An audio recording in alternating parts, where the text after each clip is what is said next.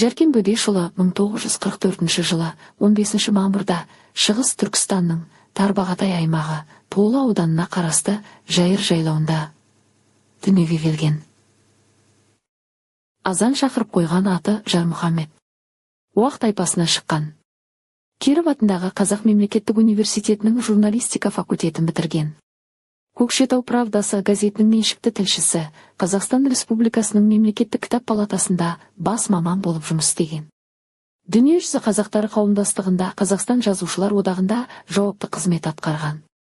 Сондай-ақ Қазақстан жазушылар одағы басқармасының әдеби кеңесшісі болған.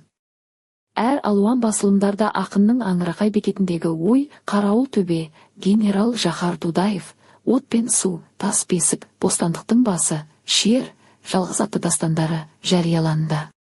Және де ақынның көкше құрақ, қос қанат, зейін, аспан дауысы, нұрлы бояулар, жұлдызға орнын ай бермес, емендер түнде бүрлейді атты өлеңдер мен поэмалар жинағы жарық көрген.